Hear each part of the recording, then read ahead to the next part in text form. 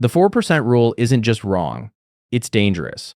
And if you retire in the next 5 years, treating it like a law of physics is the fastest way to turn $1 million portfolio into a pile of dust. Imagine this. It's 3 years after you retire. You quit your job, you had the cake, you walked out.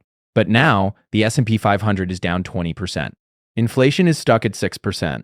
You're at the grocery store, staring at a carton of eggs that costs double what it did when you quit. You do the math in your head. If you sell stocks today to pay for these groceries, you are cementing a loss you can never recover from. You aren't just buying eggs, you are burning the engine of your wealth. That tightness in your chest, that's the realization that the safe withdrawal rate didn't account for when the bad things happen. The financial industry loves the 4% rule because it fits on a bumper sticker. Save 25 times your expenses, withdraw 4%, you're done. But they don't tell you that the rule fails exactly when you need it most. In the next few minutes, I'm going to show you the sequence of returns nightmare that destroys portfolios and the dynamic system you need to replace the 4% rule with.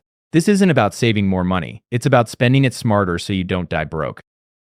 If you want the brutally honest math that saves your retirement from a bad decade, subscribe.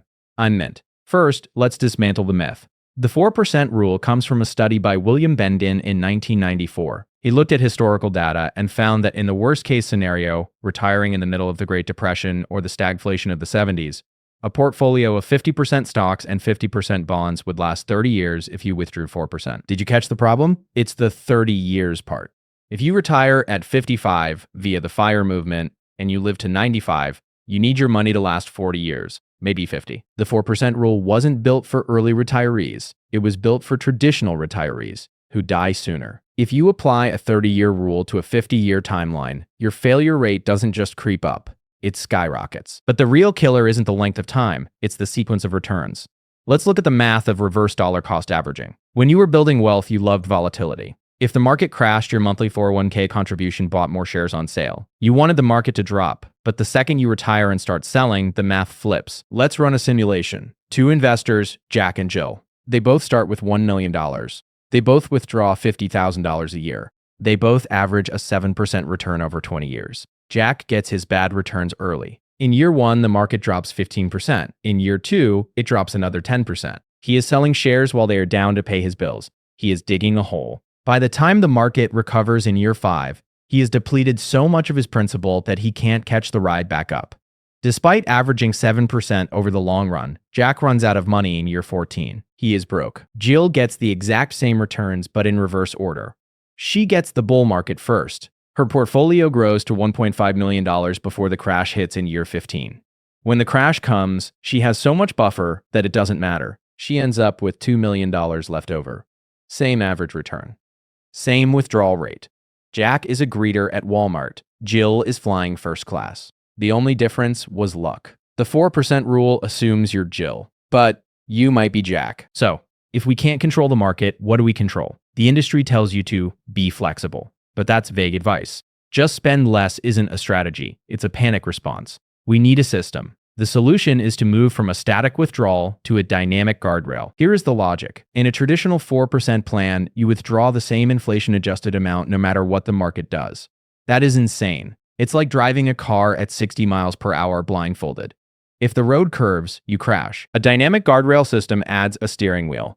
It works like this. You set a ceiling and a floor. Let's say your target withdrawal is $40,000. Rule 1, the capital preservation rule. If your portfolio drops by 20%, you do not take an inflation adjustment. If it drops further, you take a 10% pay cut. Rule 2, the prosperity rule. If your portfolio grows by 20%, you give yourself a raise. This sounds painful, taking a pay cut in retirement, but look at the data. Research from Morningstar and Vanguard proves that if you are willing to be flexible just slightly, skipping an inflation adjustment during a crash year, you can actually start with a higher initial withdrawal rate, maybe 4.5% or 5%, because you have a brake pedal for the bad years. But I know what you're thinking. Mint, I don't want to cut my spending. I have a mortgage. I have bills. This is where the Mint move comes in. This is how you bulletproof your cash flow so you never actually feel the pay cut. It's called the cash tent strategy. Most people keep 6 months of expenses in cash. That is not enough for early retirement. You need a tent of cash that covers the first 2 to 3 years of your expenses. Let's say you spend $50,000 a year. You need $100,000 to $150,000 sitting in high-yield savings, CDs, or a money market fund on day one of retirement. Here is why. Imagine you retire and the market crashes 20% immediately. Jack from our earlier example had to sell stocks to eat. You don't. You look at your stocks, see they are down, and you leave them alone. You walk into your cash tent and spend that money instead. You live off the cash for year one. The market is still down. You live off the cash for year two. By year three, historically, the market has usually recovered. Your stocks have rebounded. Now you sell some stocks to refill the cash tent. By having a 3-year buffer, you effectively eliminate the sequence of returns risk. You are buying time. You are never forced to sell a depressed asset to buy a hamburger. There is one more trap we need to talk about. It's the inflation monster. The 4% rule assumes inflation is a steady 3%.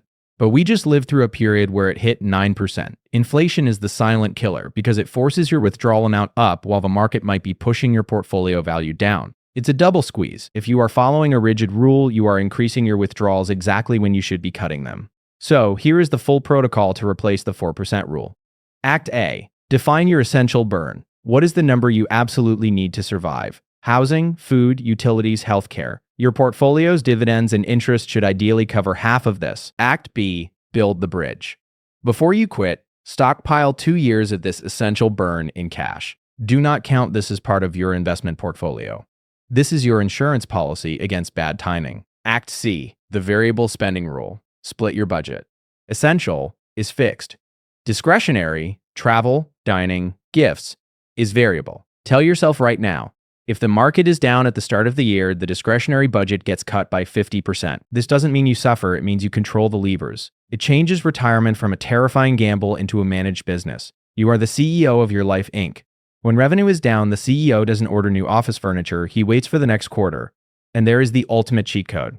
Flexibility is worth more than capital. If you are willing to earn just $10,000 a year, walking dogs, consulting, selling pottery, whatever, you reduce the strain on your portfolio massively. A standard $1 million portfolio generates $40,000 a year. If you earn $10,000 active income, you only need to withdraw $30,000. That's a 3% withdrawal rate. A 3% withdrawal rate has never failed in the history of the US stock market. Never. So if you are terrified of the 4% rule failing, you have two choices. Save double the money, which takes another decade, or find a tiny stream of active income that lets you sleep at night. Retirement math isn't about hitting a specific number and then closing your eyes. It's about building a machine that can handle potholes. The 4% rule is a rigid axle. It snaps when it hits a bump. The cash tent and dynamic spending, or the suspension system. They let you glide over the crash. Now, I mentioned the cash tent, keeping 2 to 3 years of cash. But you can't just leave that in a checking account getting 0.01% interest. You are losing money every day to inflation. You need to know exactly where to park that cash so it yields 4% or 5% risk-free while you wait to spend it. There are 3 specific accounts I use for this. I break them down in this next video. Click here to build your tent. I'm Mint.